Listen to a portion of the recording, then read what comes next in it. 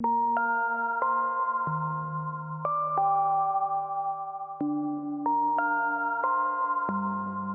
we're at the 2018 Detroit Auto Show.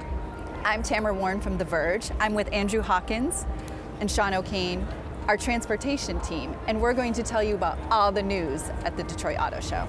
So I think we should start with probably the biggest news of the show, what kicked off the show, which was Ford decided to dramatically increase its promise for how much it's investing in electric cars, how many electric cars it wants to build. It sort of bridged the gap between CES last week in Las Vegas to Detroit this week. Andy, you wrote the story. Why don't you give us a little bit more information about what it was before we talk about it? Sure. So I think it was in 2015 that Ford said that they were going to spend around $4.5 billion on electric cars, and they were going to have around 24 of them, and they were going to be rolling out sometime in the 2020s. Now they say that they're going to spend $11 billion, more than doubling the amount that they said that they were originally going to spend. We're going to start seeing some of those battery electric cars rolling out a little bit sooner, maybe 2019.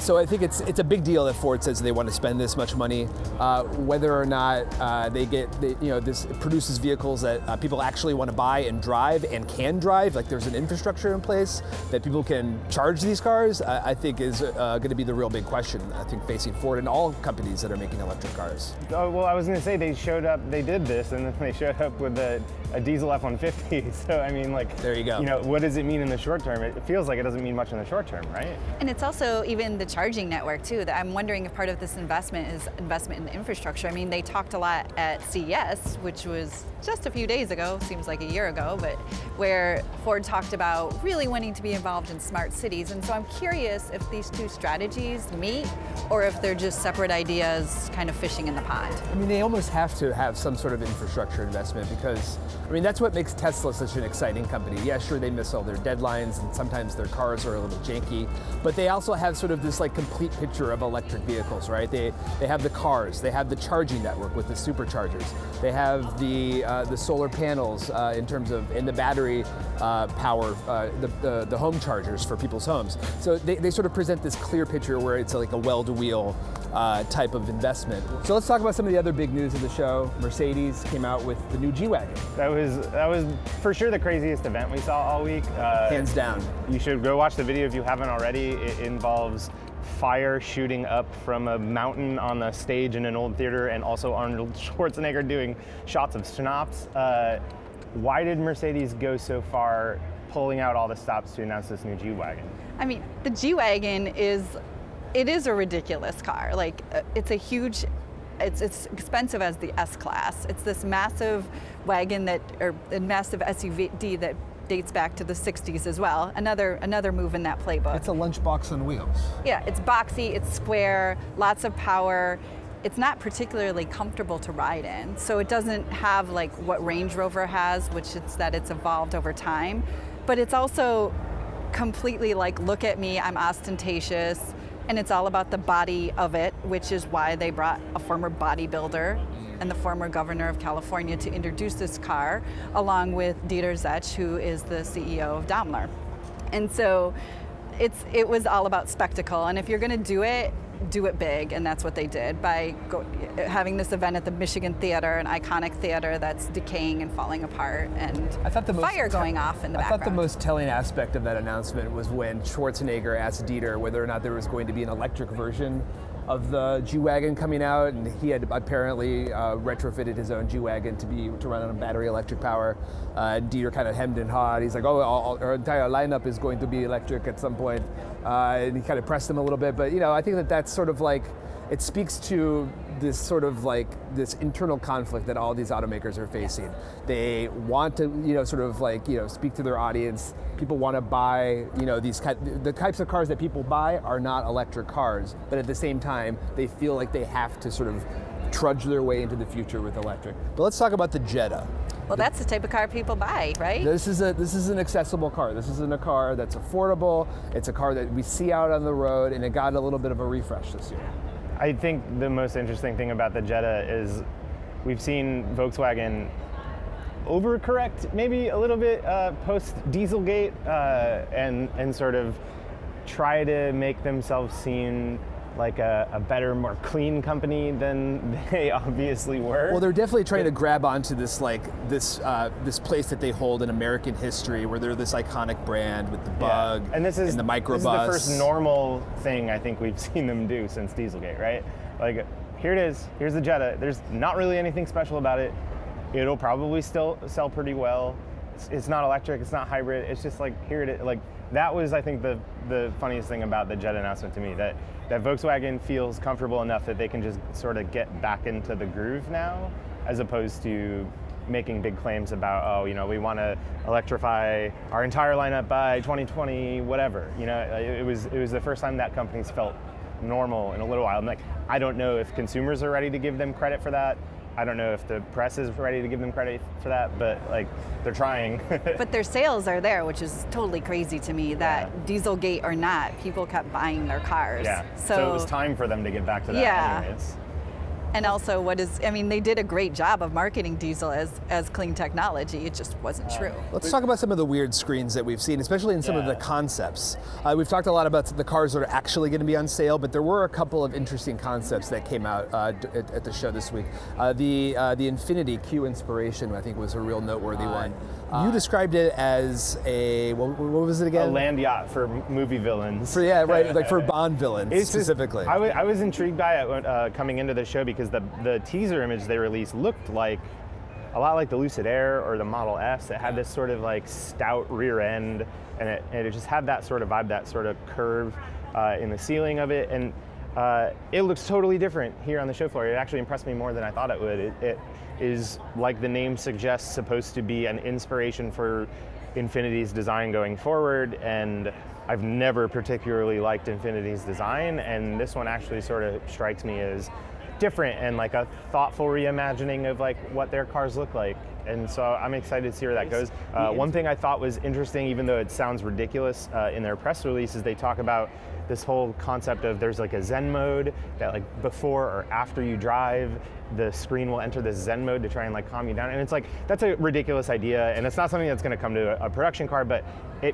I think at least, I hope, means that they're thinking about things like that and not using the screen to just horribly distract you while you're driving. Because this also isn't a concept where, you know, the seats turn and it's all about full autonomy. It's like, it's still very much a car you're going to drive, maybe with some assistance from Nissan's ProPilot, but you're still going to drive this thing. The seat, you know, it's built like a car, which is the way that we know. Contrast to the Nissan Cross Motion SUV concept that Nissan introduced. Nissan obviously owns Infiniti, but the Cross Motion SUV was not my favorite car of the show, but I definitely think it was the most interesting in terms of like how they were sort of tackling this idea of the how the car's interior is going to change.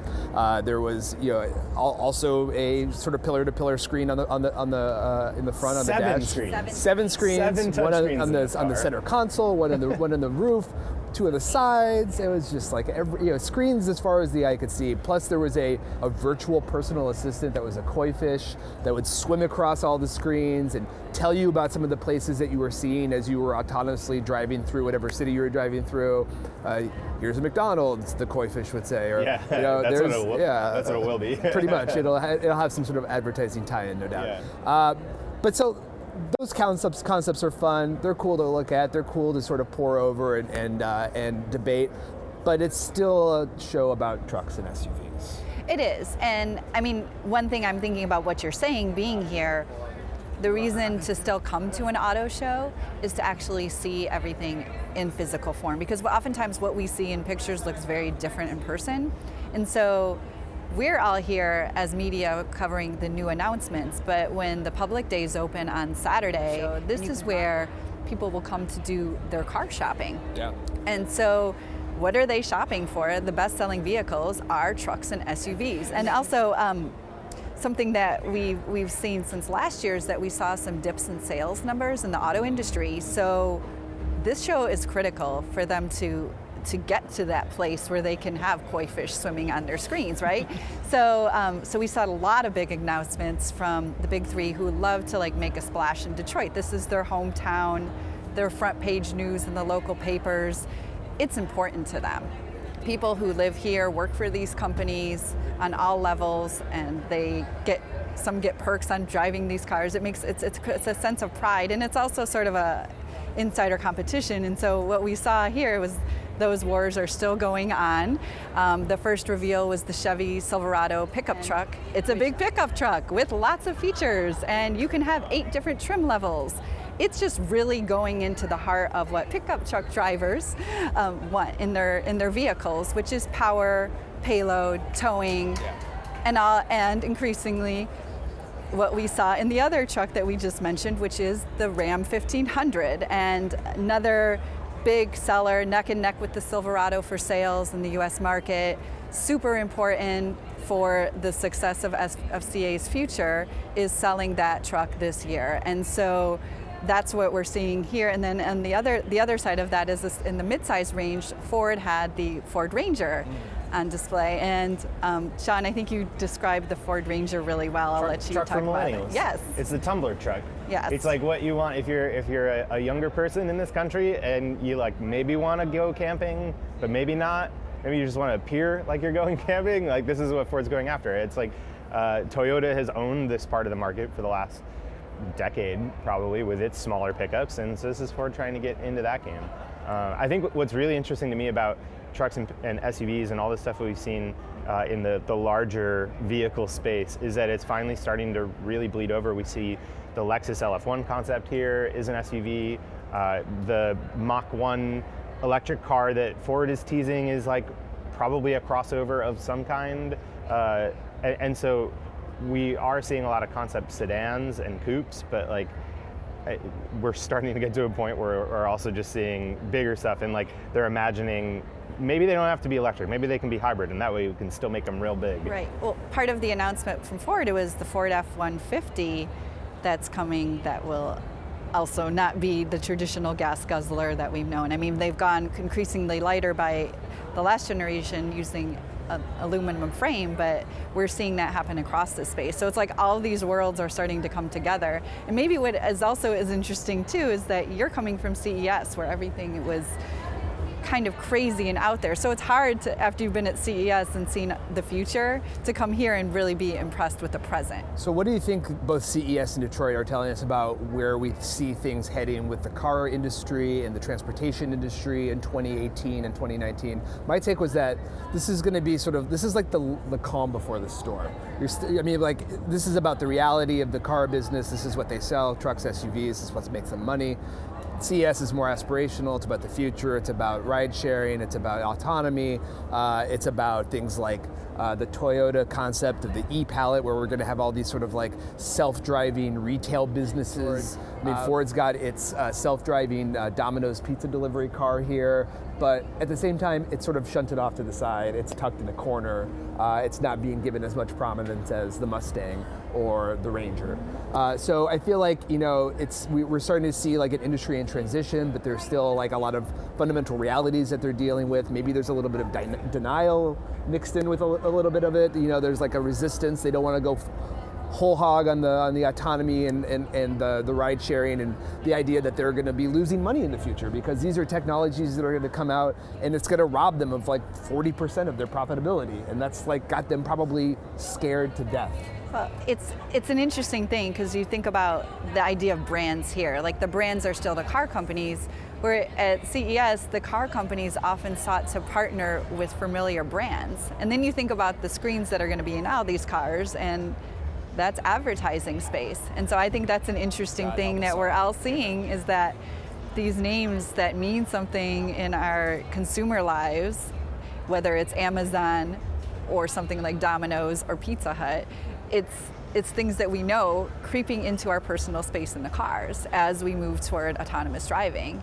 And another part of that is within the next 10 years, every executive you talk to tells us we're going to see more change in the auto industry than we have since the Model T was produced, right?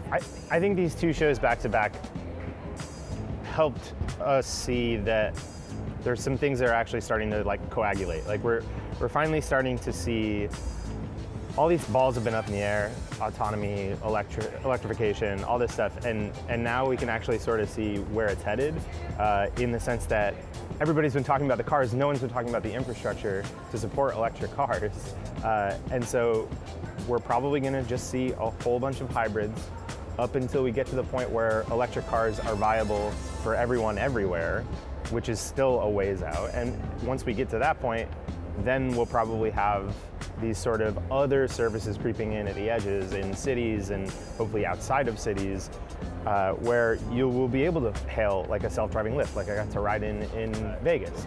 We've also seen that even before these two shows, you know, like all these companies talk about the electrification of their fleets, not electric cars, and they're trying to like bank off the goodwill of electric cars by saying that, but also talking about hybrids. And so that seems to be the clear path forward. You know, 2018, 2019, 2020, we're going to get more electric motors in these cars, but they won't exclusively be electric. On the way to eventually maybe getting there, and eventually maybe it's like the companies like Ford thinks that you're more likely to buy an electric car if it's an electric Mustang. If it's a nameplate that you recognize, maybe it's an easier transition for the public. But you know, it's a crazy show every year. Yeah. It's always a lot of fun to see the ideas that people are bouncing around. We'll be back next year again, talking about all this stuff probably, Sooner than we and think. scolding the companies that aren't doing a good job, and you know, drooling over the cars that seem like they're going to be badass to drive. So thanks for watching. Be sure to go to theverge.com to watch more, and subscribe to our YouTube channel at youtube.com/theverge. We talk to each other a lot. We do talk a lot. We do. We are coworkers, and we tend to Yes. talk to each other. Yeah, that'd be. We have mouths that speak.